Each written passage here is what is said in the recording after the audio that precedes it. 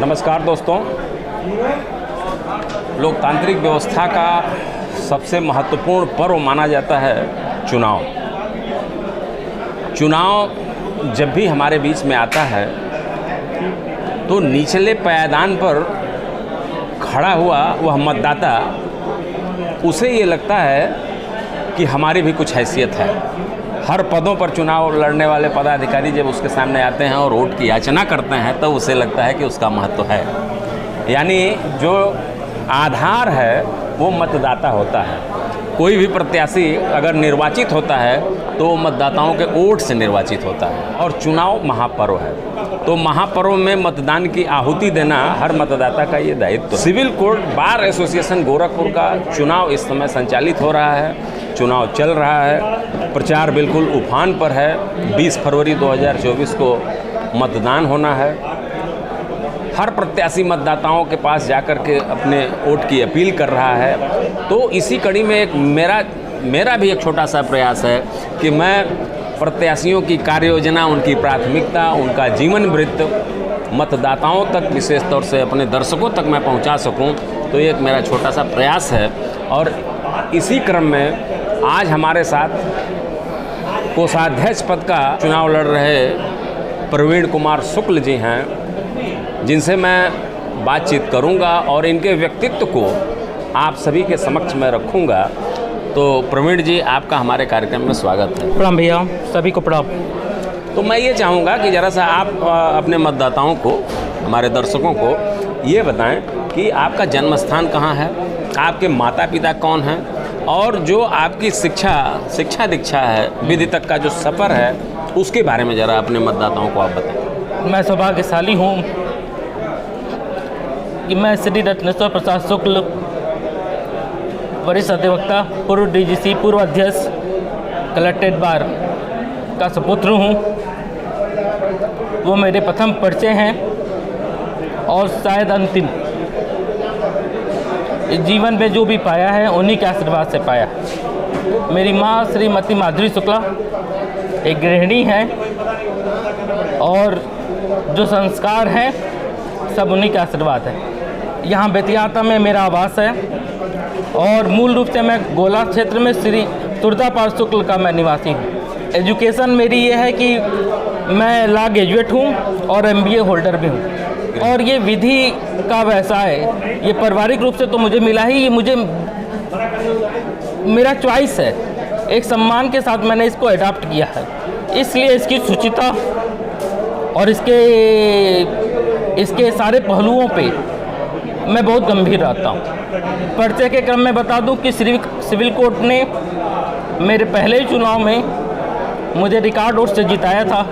इस कचहरी के लोगों का, बच्चों का, एक वरिष्ठों का ये कर्ज है मेरे ऊपर, जिसे मैं निभाता हूँ और अपने आचरण से उसको परिलक्षित करना चाहता हूँ। क्यों आपने कोषाध्यक्ष पद का ही चयन किया?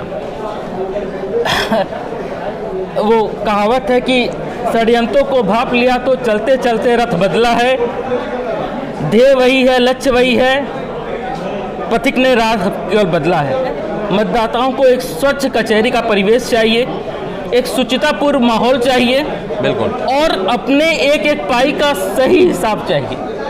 और सही हिसाब तभी होगा जब उस पदों पे योग्य व्यक्ति पहुंचेंगे और अपनी निष्ठा के साथ ईमानदारी से काम करेंगे।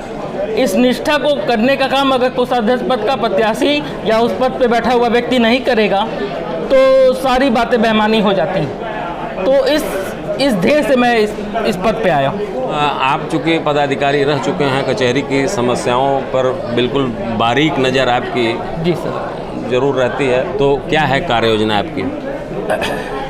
बहुत सारे विचार मन में हैं, कुछ ऐसे हैं जो अभी कहे नहीं जा सकते, लेकिन जो कहने लायक हैं और मुख्य हैं, जो प्रमुख सोच है मेरी, वो ये है जो इससे पिछली बार भी मैंने पर्चा रायशुमारी का पास कराया था।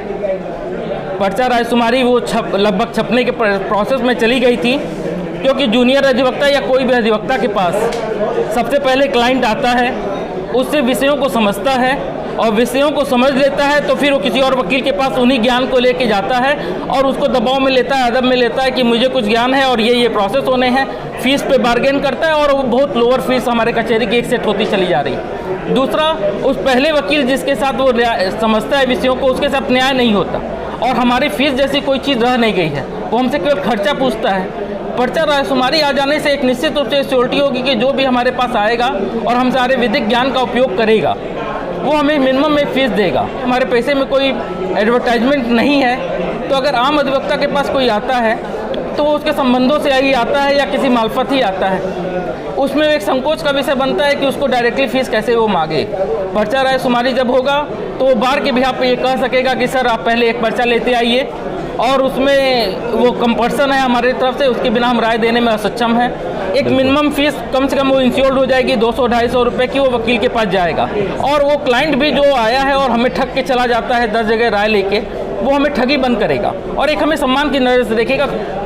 दूसरा विषय यह है कि जो हमारे जगहों पे पेपर्स में एफिडेविट लगती है, वो एफिडेविट बार के एक फॉर्मेट के साथ अटैच होकर लगे तभी वो मान्य हो, जिससे हमारी बार की इनकम बढ़े और हमारे वकील की एक बहुदूदी बसे, उसके पास एक और अधिकार है कि कोई भी चीज़ देने लेने से पहले वकील की बात पूछा जाए और हमारी ये गरिमा बढ़े। तीसरा बात यह है कि वकालतनामा कभी कभी सुनने में आता है, सच्चाई या जांच का विषय है कि वकालतनामा एक सेट की बजाय कई सेटों में बिक रहा है, ऐसा सुनने में आ जाता है। तो निश्चित रूप से वकालतनामा और पर्चा दोनों बार के काउंटर से बटना चाहिए और उस पर एक निश्चित रूप से एक टैग लगा होना चाहिए, जो आजकल एक कंप्यूटराइज्ड लोगो आता है जिसकी कास्टिंग भी बहुत ज़्यादा नहीं है, 5 से 7 रुपये या 10 रुपये आती है, उस टैग के साथ बटना चाहिए जिससे डुप्लीकेसी रोकी जा सके।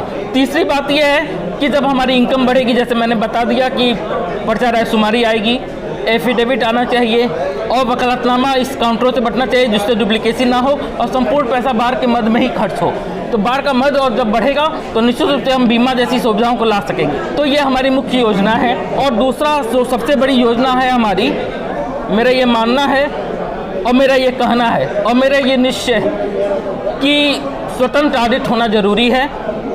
स्वतंत्र ऑडिट जब होगी, कोई एजेंसी बहुत पैसा नहीं लेती है, हमारे बीच कई लोग होते हैं, अगर स्वतंत्र ऑडिट होगी तो सारी चीज़ें सही होंगी और हमारे बिल और सारी चीज़ें सही तरीके से लगेंगी और बार के पैसे का अगर सही रख रखाव हो जाएगा तो हमारे फंड्स इतने सफिशिएंट हो जाएंगे कुछ ही सालों में कि हम डेप्ट फ्री हो जाएंगे और हमारे बार के इंटरेस्ट से ही हमारी चीज़ें चलने लगेंगी। जैसे आपने आमदनी को बढ़ाने का बहुत बेहतर एक माध्यम जो आप बता रहे हैं, ये बहुत अच्छा विषय है, लेकिन एक अधिवक्ता का जो उसकी जो व्यक्तिगत जो है पीड़ा है, तमाम जो अधिवक्ता जो नए अधिवक्ता आते हैं और यहाँ आने के बाद उसको 15, 16 या 20 हज़ार रुपया पंजीकरण राशि के रूप में उसे खर्च करना होता है, तब उसको ये लगता है कि अरे बड़ा दुरूह है जो है यहाँ पर जो है अपने आप को स्थापित करना, पंजीकृत कराना। तो क्या कहेंगे आप? निश्चित रूप से जो हमारी बार काउंसिल है और जो उन्होंने व्यवस्थाएं बनाई है वो 16 तारीख है। बार काउंसिल के पदाधिकारी एक इस तरह की व्यवस्था से चुने जा रहे हैं कि वो सबके लिए लायबल है और किसी के लिए लायबल नहीं है। बिल्कुल, वो पूरे प्रदेश के जिलों से चुने जाते हैं और कहते हैं मुझे पूरे प्रदेश ने दिया था, मैं यहाँ के तो कम वोट पाया था। अगर हम इसे जिले वाइज बांट दें और अपने एक प्रतिनिधि को या एक मंडल एक जिले से एक प्रतिनिधि हो 2500 को प्रदेश वाइज बांट दें या संख्या बढ़ाएं। दूसरा, जो आपने स्टूडेंटों की बात की, तब उस पदाधिकारी की एक व्यक्तिगत जिम्मेदारी होगी कि वो उस हमारी रियल समस्याओं को रियल तरीके से उठा पाए, क्योंकि अभी वो सभी जगह से आते हैं तो कहीं की बात नहीं सुनते। बिल्कुल बिल्कुल। तो तब हम अधिवक्ताओं की बात कहेंगे कि नए अधिवक्ता की पीड़ा क्या है। एक तो वो बेचारा पास आउट हुआ है, बेरोजगार की श्रेणी से अभी वो आया है प्रोफेशनल्स की श्रेणी में, और तुरंत तो इतनी महंगी फीस और AIB का परीक्षा आप ही की बढ़ाई, आप ही के शासन की बनाई हुई पेपर्स को पास होकर आया है, आप ही की यूनिवर्सिटी, आप ही के मान्यता वाले कॉलेजों से पास हुआ है। इसके आप कहते हैं कि तुम वकील के लायक हो कि नहीं, मैं टेस्ट लूँगा, तो परीक्षाओं का क्या विषय बनता है और उसके नाम पर आप फीसें ले लेते हैं और बार बार ये शोषण का क्रम चलता है।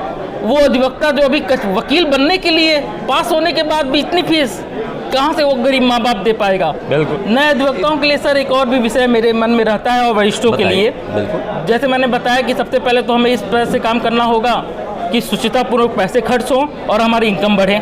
बढ़े हुए इनकम से साथ हम अपनी तमाम योजनाओं को लागू कर सकेंगे और न्याय संगत तरीके से लागू कर सकेंगे, चाहे वो मृतक अधिवक्ताओं की मदद हो, चाहे अपने वरिष्ठों का पेंशन हो। जब कोरोना काल था, मैं अपने पदाधिकारियों से लड़ा, उनको समझाया, उनको मनाया, उनका आशीर्वाद पाया और हमने 1000 रुपये की एक योजना लाई कि जो भी 100 लोग के लगभग अप्लाई किए, उनको वो 1000 रुपये ईमानदारी से गया कि कौन सी बात कब कहाँ कैसे कही जाती है। अगर हो सलीका तो हर बात कही सुनी जाती। कोई भी पैसा 1000, 1500, 2000 से ऊपर का कोई भी एक अमाउंट सेट हो जाना चाहिए जो रेगुलर खर्च से ज़्यादा है। वो सारा पैसा निश्चित रूप से ट्रांजैक्शन के अमाउंट में या तो चेक के थ्रू या तो आरटीजीएस के थ्रू ही जाना चाहिए, जिससे हमें ऑडिट जैसी चीज़ों का सामना आसानी से करना पड़े। बिल्कुल। और जो ये बंदर बाट होती है, अगर कैश अमाउंट में ना जाए तो कहीं बंदर बाट करने की संभावना अपेक्षाकृत कम है। बिल्कुल। तो एक विषय वो है, अगर ये पैसा बढ़ेगा तो अंजों को और वरिष्ठों को निश्चित रूप से एक पेंशन अमाउंट और अंजों को स्टाइपेंड देना मेरा लक्ष्य है और मैं इसे करूँगा। बहुत सुंदर आपने कार्य योजना और अपनी प्राथमिकता को रख दिया, लेकिन फिर भी मैं एक सवाल आखिरी ये कहता हूँ कि यहाँ का मतदाता आपको ही अपना कोषाध्यक्ष चुना, क्यों, क्या कहेंगे? अब इसका विषय मैं क्या कहूँ अपने विषय में। मैं सालों साल सबके बीच में सामान्य रूप से रहता हूँ, चाहे मैं पद पे रहूँ या पद के लिए लड़ूँ या इन जनरल भी वकालत करूँ। मैं अच्छी वकालत करता हूँ। आज भी मैं जिला जज साहब के यहाँ से ही आपके पास आया हूँ। जैसे वरिष्ठों का सम्मान निश्चित रूप से गिरा है, बार में वो जाने से हिचक रहे हैं। इस कचहरी का सम्मान इतिहास में है, इतना साल पुरानी स्वर्ण शताब्दी मना चुका है इस बार ने, और वरिष्ठ अगर बार में नहीं जाएंगे तो कैसे सम्मान होगा और कैसे नए नियुक्तों को मार्गदर्शक मिलेगा। जूनियर इस बात से आहत रहते हैं कि हमारे विषयों को सही तरीके से नहीं रखा जाता, बार में उनकी आवाज़ नहीं रखी जाती। कुछ सिलेक्टेड चेहरे हैं जो बार बार बोलते हैं और एक ही जैसी बातें बोलते हैं। इन विषयों को एड्रेस करना पड़ेगा और वरिष्ठों को ये विषय समझाना पड़ेगा कि ये जूनियर्स आपके हैं, और जूनियर्स को ये समझाना पड़ेगा कि वरिष्ठ ही वो मार्ग है जिससे वकालत चल सकती है। क्योंकि वकालत में कोई एक्सपीरियंस नहीं बोलता, वकालत में प्रैक्टिस बोलते हैं। प्रैक्टिस वो सतत अभ्यास का विषय है, और अभ्यास आप किसके साथ करते हैं? एक सीनियर अपनी फाइल दे देता है किसी जूनियर के हाथ में और कहता है कि जाओ तुम देखो, मैं देख लूँगा अगर कुछ बिगड़ेगा तो। ये कॉन्फिडेंस सीनियर्स देता है। सीनियर्स उसको समझाता है, अपनी फाइलों पर समझाता है, अपने जेब से 2 रुपये भी देता है। उसका अधिकार है कि वो सम्मान पाए। ये बार इस दोनों को कैसे लेके चलेगा, ये हमारी जिम्मेदारी है। बहुत सुंदर प्रवीण जी, आपने बहुत तार्किक तरीके से और बहुत ही चातुर्यता के साथ, बहुत विद्वतापूर्ण तरीके से आपने बात रखा, और निश्चित रूप से मतदाता इस पर विचार करेगा। हमारी मंगल कामना है कि आप उस पद को सुशोभित करें। आप अपने व्यस्ततम समय में से कुछ पल निकाल करके आप यहाँ आए, मेरे आग्रह को आपने स्वीकार किया और अच्छी बातें। एक निवेदन मैं अपने सभी भाइयों, वरिष्ठों और सीनियर्स से कहूँगा, लोकतंत्र का ये पर्व केवल पदाधिकारी चुनने का अवसर नहीं, ये किरदारों के साथ न्याय करने का अवसर है। जो किरदार सालों साल एक साथ एक समान रूप से आपके बीच में रहता है, जिसकी छवि बेदाग है, जो आपकी बातों को कभी भी किसी भी रूप में उठाता है, ये अवसर है उसके साथ न्याय करने। जिस तरह से हमारी कचहरी में दावतों का, गोल गिरोह का, नए लड़कों को बलगलाने का क्रम चल रहा है, ये अवसर है उसके साथ न्याय करने का और उस पर एक प्रतिकार करने का। वोट केवल अधिकार नहीं है, वोट एक जिम्मेदारी है, और आप इसे बुद्धिमानी के साथ उचित व्यक्ति को देंगे, हर पद में उचित व्यक्ति को देंगे। ये निवेदन के साथ मैं आपका प्रवीण। बहुत